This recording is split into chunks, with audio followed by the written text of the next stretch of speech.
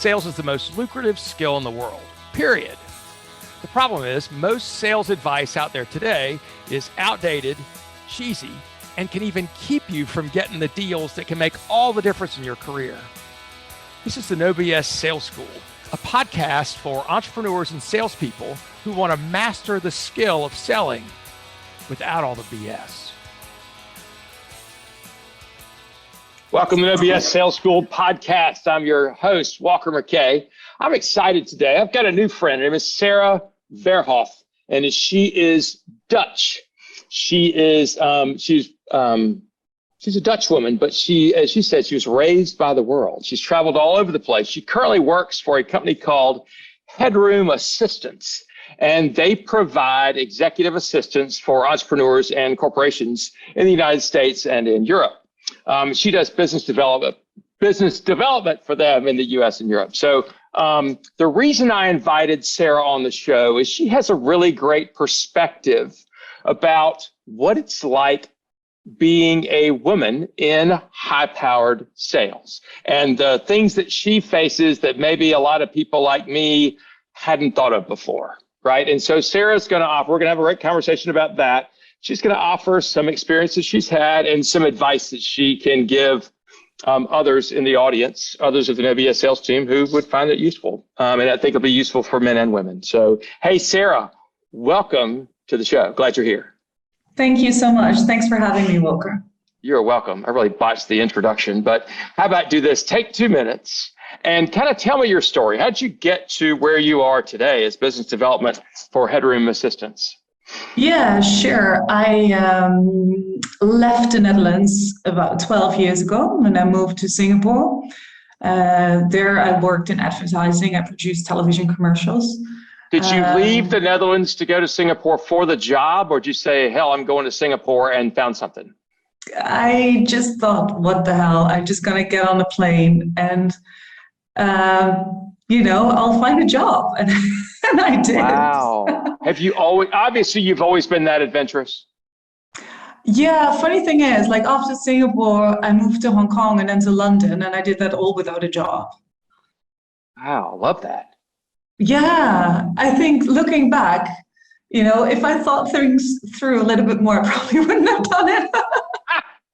Boy, sister, you are speaking my language. I know exactly about that. Yes, I do. That's amazing.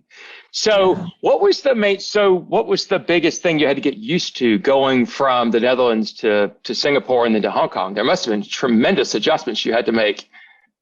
Yeah, when it came to business, it was definitely the food culture, right? In the Netherlands, we're not particularly known for good food. We're known for great other things, but it's not a myth that we have a cheese sandwich for breakfast and for lunch, and we wouldn't really mind to have a cheese platter for dinner either. So. That would be awesome. A great day. Yeah, that would be a great day. That is freaking awesome. So how is the cheese in Singapore? Pretty much non-existing because a lot of people in Asia are actually lactose intolerant. And yeah, and the food is just absolutely incredible in Singapore. I tasted so many different flavors and cuisines. It was absolutely gorgeous. And it's interesting, right? Because when you walk into the office in Singapore, it doesn't matter what time it is, even if it's 10 o'clock or 3 p.m., it doesn't matter. They all say, did you have lunch yet? Yeah. It's so with that question, are they inviting you to have lunch, or is it just like a "How are you doing today" question? It's like, how are you doing today? Yeah. Isn't that funny? Yeah. And it's also interesting because they will give you an honest answer. They say Dutch people are direct, right? Which we are, most definitely. Yes. But not on all topics. So if I would ask my Singaporean colleague, who was not a friend anymore after she answered my question honestly, because I said, I think I got a little bit, I gained a bit of weight. And she's like, yeah, you did. Got a bit fat. Ouch. Damn. Yeah, nobody wants to hear that. My God. Yeah, definitely need to lie sometimes, for goodness sakes. Yeah. All right, so you went from Singapore, you're in advertising in Singapore, then you went to Hong Kong. What were you doing there? Yeah, so already in Singapore, I changed to work more in scale-ups because I really enjoyed advertising. I loved working with the team and so on and so forth, and really have like this final project that we are all very proud of. You also described it as like being on the set of Mad Men. Right. Yeah. You said that, and I said, "Tell me, was it the whiskey?" And you said, "Absolutely, it was the whiskey." Excuse my French. Yeah, it's all good. I speak French too. Yeah, it's a cool environment to be in, you know. And I was very young, and we just drank and partied the night away, and that was fantastic. We worked really, really hard. We had projects that we just slept in the office sometimes. But I also thought maybe I should contribute something to the world a little bit more, and maybe the skills that I learned in this big multinational I can apply to smaller companies and help them and make a bigger impact. What did you do for a technology? You called it we call it a startup. What'd you call it? Scale up. Scale up. Okay, I like that too. I think scale up's a better term. Well, scale up is basically the phase that you're in after the startup. After you start up. Yeah. I've never heard that before. Dumbass me. Yeah. Okay, good. So usually you would say like a scale up is like Series A, right? Okay. So after you got the first round of funding. Yeah. So if you're still seed, like angel seed funding, then it's really a startup or bootstrapping. And if you really have your Series A, then you're more of a scale up. I mean, that can be like, 20, 30, 100 million, and you can still be a scale up. Okay. So were you doing business development for those guys? Yeah. For the scale ups you're working for? Yeah. And so was there a difference between Hong Kong and Singapore in the culture and the way, how you dealt with other people, that kind of stuff? Hong Kong and Singapore was pretty comparable because as an expat, you live in a bubble of expats. I did interact in Singapore. My team was local, so I did interact with Singaporeans internally. But that was your social group. Yeah, but not with my social group, but also not a lot of clients. So tell me something else. You talked about when you got to Hong Kong, the company, one of the scale-ups you're working for was funded by Goldman Sachs. It was a high revving, high intensity atmosphere. And you said that the culture, I'm going to put it in American terms, is very much of a bro culture there. You were very much a minority as a female in their office. Tell me more about that experience working with an office full of guys who were, I think you described as like rugby players. Is that what you were saying? Yeah. This was actually in London, but you're describing it correct. Okay. Yeah, that Goldman had invested in us quite a bit, which resulted in, a culture that was driven by numbers, and not so much, looked at the humans behind it, which is a completely exciting environment to be in for a salesperson, right? Because I'm wired to reach that target, in my head, that's something that is a not negotiable not to get there. And it's a rush. Like, we're all junkies, right? If we're honest, as salespeople. Absolutely. We just need to get that fix. Yeah. We need to get that fix. And it's so great, especially when there's big bonuses there.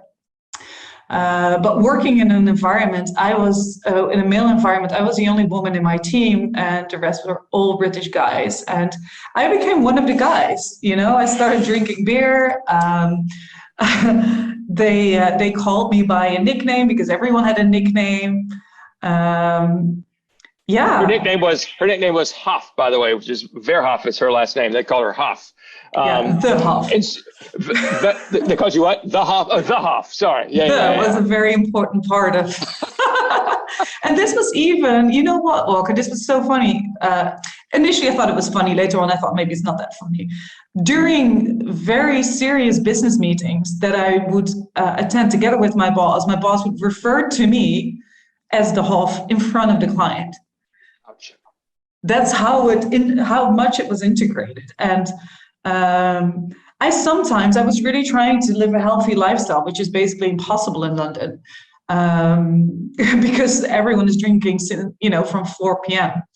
But I really tried. And I noticed when I did not go to the pub with the team, I was out of the loop. I didn't get, I don't know, like the referrals from other colleagues. Yeah, yeah. I wouldn't get a heads up, like, hey, we have this meeting, make sure that you're prepared. I didn't get any of that. So I was almost like losing myself as a woman and the things that I like to do, because I wanted to be part of the guys, because it was a job. My guess is, though, and I of course, completely respect the, wanting to live a healthier lifestyle. I totally get that. But sometimes my guess is at least some of the men wouldn't go to those too, and they would be equally as left out as you were. Is that correct, or you don't think that's the same? They would always go for one. Got it. Always go. Yeah, you had to go. And obviously, for a while, you were tempted to do that, and then you said, F this, I'm tired of this. Yeah, I at a certain point, I thought, let me just see, maybe it's an assumption. Maybe I'm exaggerating. Maybe it's all in my head. And I stopped doing it. Yeah, and it resulted in not knowing what's going on. And did also, they say anything to you about that, or did they just kind of let it roll? It just was unspoken, but Sara was not part of the gang anymore. Yeah, exactly. Yeah. So how long did you stay there? Almost 2 years. Okay. Yeah, and a growth of 200% year on year. Shit. That's a lot. And so when you left, you actually moved to now, you're now in an environment which is 95% female. Yes. And so does the guy go to the pub with you all at the end of the day, or does he get left out? Well, we have two guys. We're definitely working on having, obviously more diversity, because we have a company with executive assistants. We don't often get a lot of guys that apply for this job, which is something that is really high on our agenda to make it also more popular for both genders. Tell me a story. You told me a story earlier about going on a client review. And it wasn't with I don't think it was with the current company. It was with the company before. And you went to go meet with the client who was your client, who was one of the largest clients in the firm. Yeah. Tell me about the conversation that he had. I was fascinated by this. I think it's important to share. Yeah, I had an annual review with one of my biggest clients. This was still in London. And he was referring to a meeting that we had a few weeks before that with his boss, where we were going to negotiate pricing. And he jokingly said, that was the day that you had your tits out. And wow. I felt, wow. It was insane, right? Because he thought it was a funny comment to bring it up because his boss is gay. And he said, so your tactic, quote unquote, was not going to work. And we were in an environment, it was an annual review, so I took him out for like a glass of wine somewhere. And I felt mortified, and I didn't confront him. I just wanted to get out of the meeting as quickly as I could.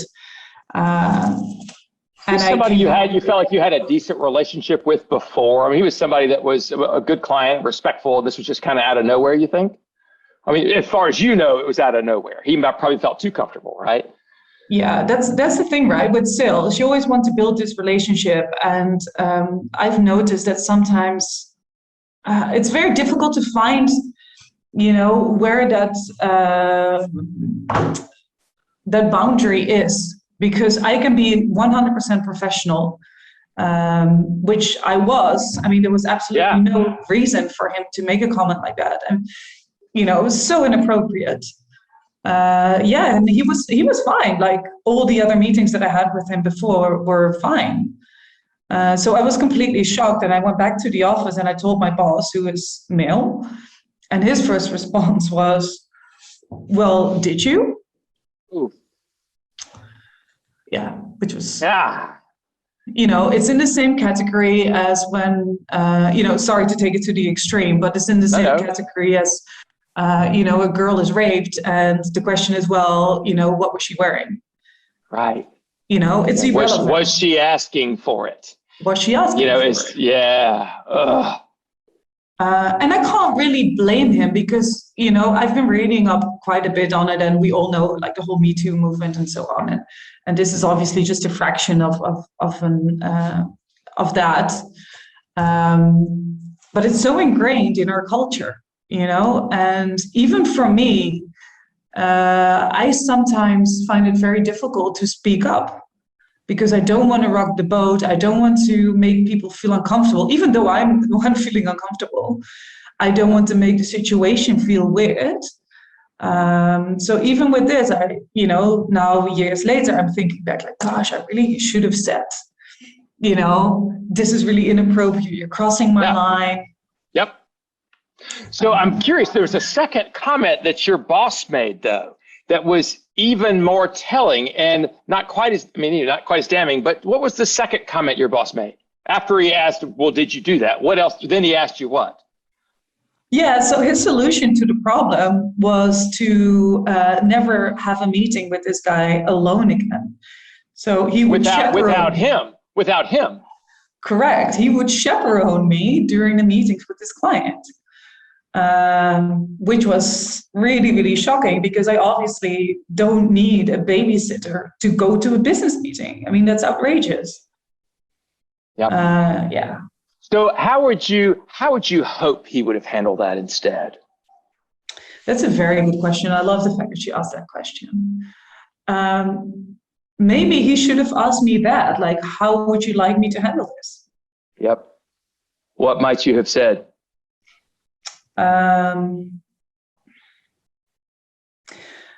Well, a few months after that situation, I had a conversation with the boss of my boss, and he did exactly what I was hoping he would do. He said, if you're uncomfortable, we don't care about the client. Yep. So back your team up. So I was thinking that I love that the big boss said that. I was thinking, would you have wanted your boss to call the existing person and say, listen, you were way out of line with our account exec? Would you want that to have happened? No. Would you have wanted to be shifted from that account? No. So would you have wanted just to ideally, would you look back and say, that was inappropriate, you're fired? I wanted to feel empowered. Because what happens with the whole Me Too thing, right, is that there's a balance in power. I didn't want to lose the client.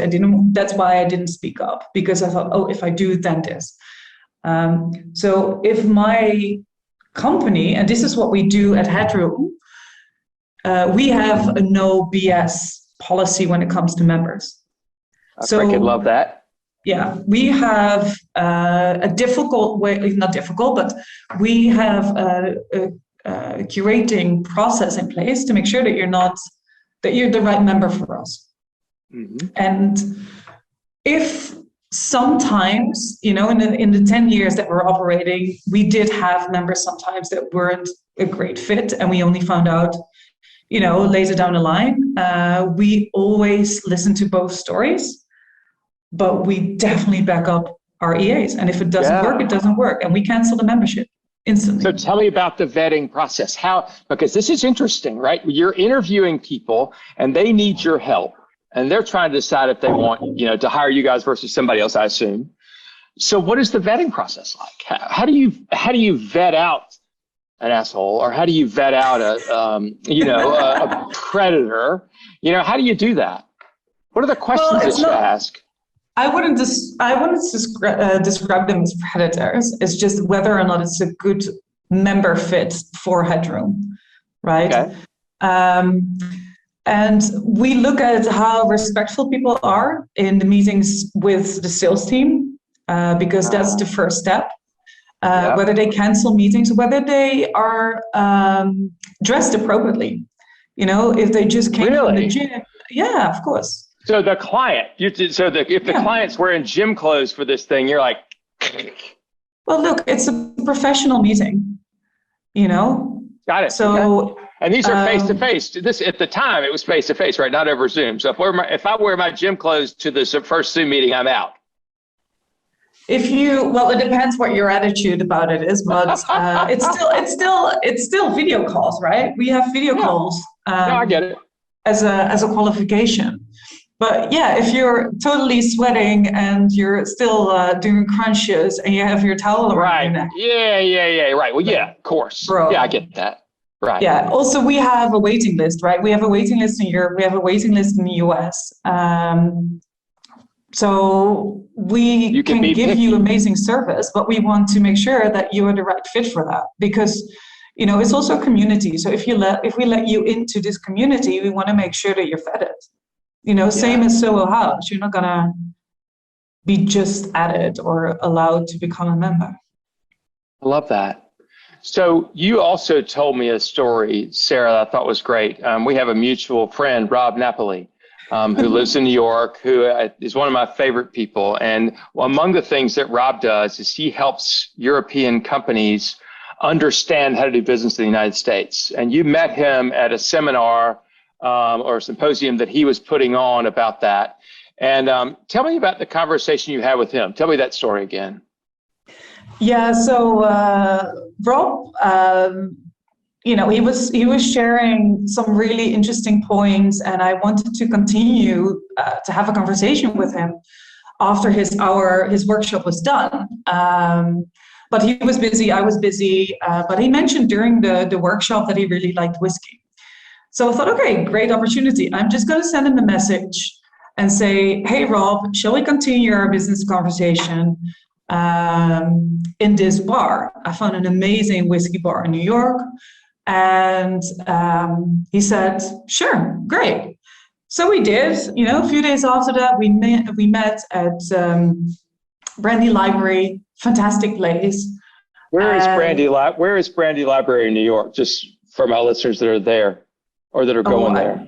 I you can't remember? No. Okay, the Brandy Library. It's the the best whiskey bar in New York City, according to Sarah, and I think Rob agrees with that. So yes. Yeah, it was fantastic, and so we were having a great business conversation, basically continuing the topics that we already talked about during the workshop.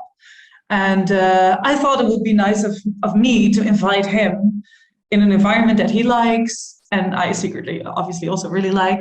Yeah, not so secretly anymore, but yes, right, sure. Exactly. And he said, at the end of this conversation, he said, Sarah, do you know how many women ask me to go for a drink after hours, alcoholic drink, to talk about business? And he said, absolutely zero. No one asked me ever. And I thought it was shocking. I went back to the workshops, the next day I had more workshop, and the managing director of the Belgium Chamber of Commerce, who is a great friend and a great contact there as well. They help businesses to expand into the US. And she thought it was really interesting, and it became a whole conversation about things that you can and cannot do as a woman when it comes to business in New York, or East Coast rather. Is that more common, say, in the Netherlands or in London, that a woman might invite a man for a business conversation to a bar, or is it same there as it is here? Well, that's interesting, right? Because I used to do it a lot in London, but because there's such a drinking culture, and having a beer, it's like having a cup of coffee. It's like having a cup of coffee.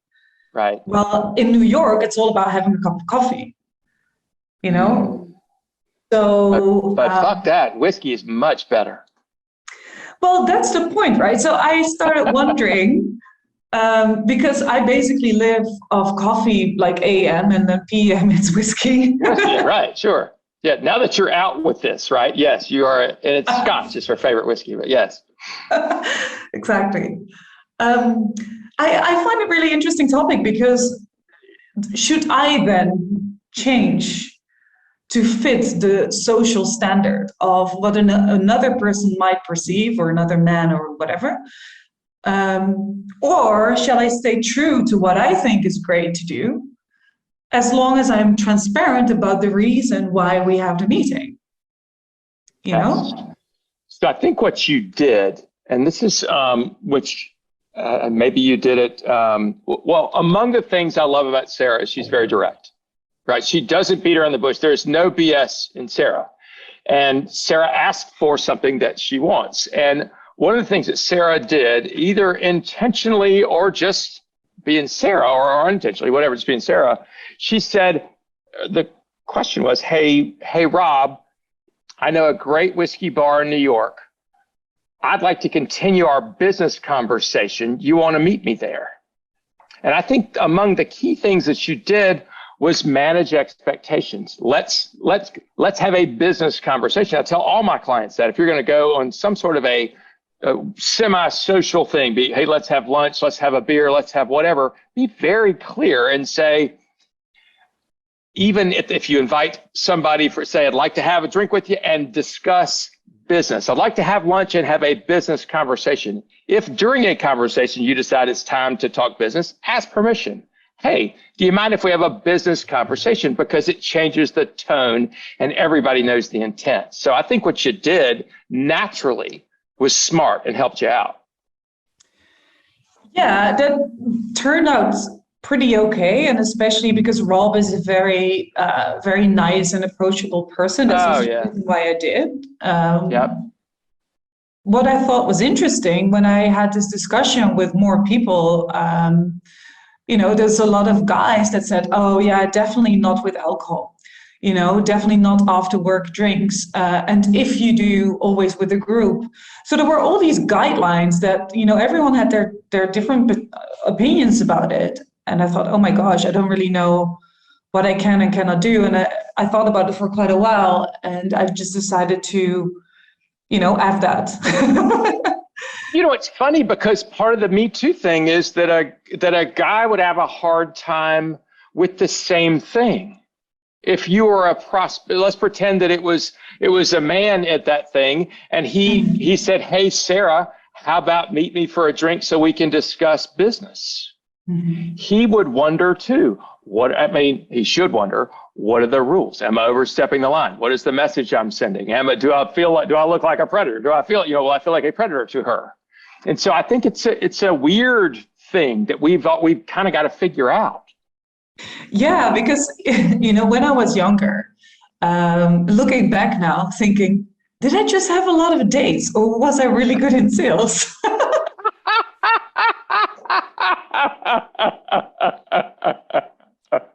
So one of the things I talk to people about is that sales, a lot of people go into sales to build relationships, right? How important relationships are, and they are. However, most people go to build relationships like they're making friends.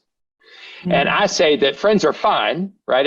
You need to have friends. I feel like but most people don't need more friends. And we have enough already, and we don't go to work. We shouldn't go to work to go make friends necessarily. I believe that our goal for those things, the goal of a friendship should be just the friendship itself. Anything more than that, and we're putting too much on it. I like the idea of having healthy business relationships, mm-hmm. which means two or more people that are actively trying to help each other reach their own business goals. And so to keep it on a professional business level that way, because there are a lot of my clients, and they don't want to have dinner with me. They know I'm an ass. And I don't expect them to invite me to their house for dinner or me to invite them to my house for dinner. We have a mutually beneficial relationship. If we end up being friends, that's awesome, but that's not the goal of what we're doing together. Yeah. Yeah, I think that makes it very clear. I always really like to do business in I give you value first. Nice. How can I introduce you? How can I help you? I would really like to help people with their business and, share some tips or tricks or things that I've done, mistakes that I made to prevent other people from making the same mistake. So what make advice sure would you have give a job before you go before you leave the country? So what is advice you would give to a woman in sales about how to navigate what you just navigated? Yeah, it's not easy. Right? It's really not easy, especially when you work for a firm that has a high focus on targets, right? Mm-hmm. And targets so therefore, meaning numbers and not people. Yeah. Yeah, right. because then you get nervous and you try to do whatever you can to make sure that your targets are met. It's not just that, but people expect you to do whatever you can to make the targets hit. You have the pressure on yourself, but your boss doesn't look at you as a human being. They look at you as a number maker. Yeah. So you have self-pressure. Anyway. Yeah, I think it's important to find an environment and a culture that fits you, and I would definitely speak up whenever you feel uncomfortable.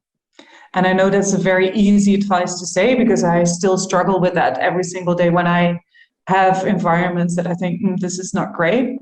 But discuss it with friends, discuss it with other people. So when you are in a similar situation next time, you are prepared and okay, this is, and you know what, if you lose a client and your boss, and that's the reason, that you don't want to work with this client anymore, fine, then you don't want to work for this boss either.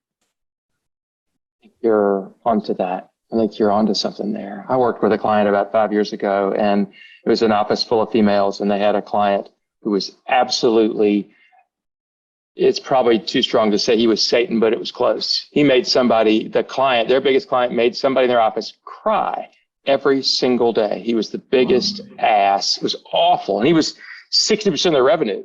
And I kept saying, you should not put up with this shit. You should not let your employees put up with it. They should not have to put up with this shit.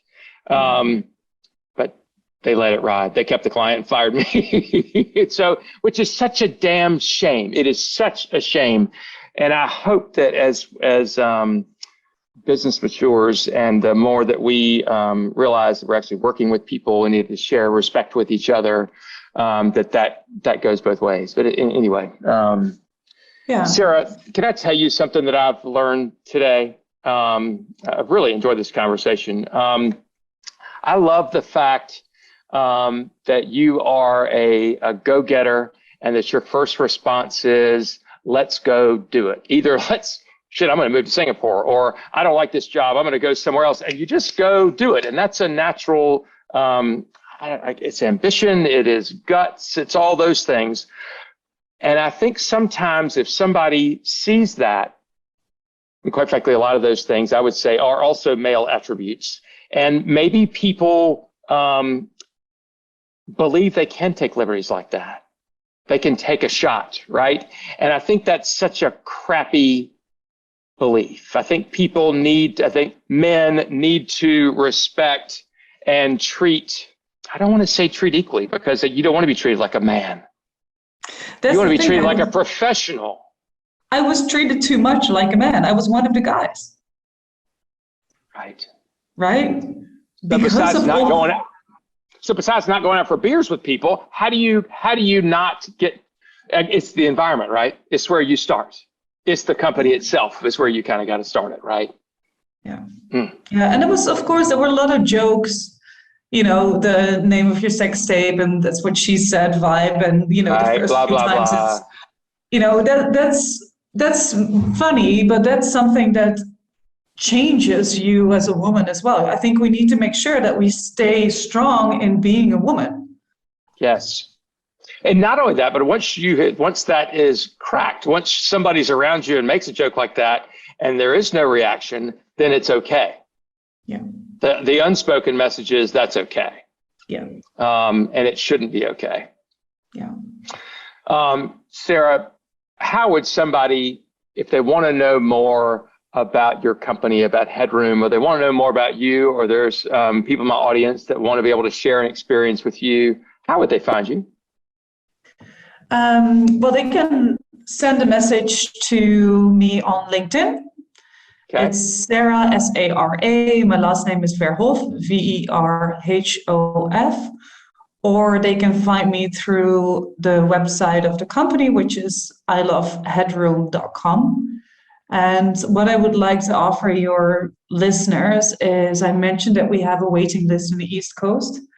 But if they mention your name in your podcast, I can get them on top of the waiting list. How about that? That's great. Thank you. Thank you, Sara. It's been a pleasure to talk to you. No BS Sales Team, I hope you've enjoyed this episode. Please share it with somebody that needs to hear it. Share it with somebody in sales or in business that either is the guy that needs to hear this message or is a woman that to hear this message that would help them understand how to be better at what they do. Share this podcast. Please subscribe. Give me 5 stars if you like it. Don't listen to it again if you don't like it. That's fine. And so anyway, Sara, appreciate you very much. I'm glad you're here on the show, and I appreciate your sharing that stuff with us.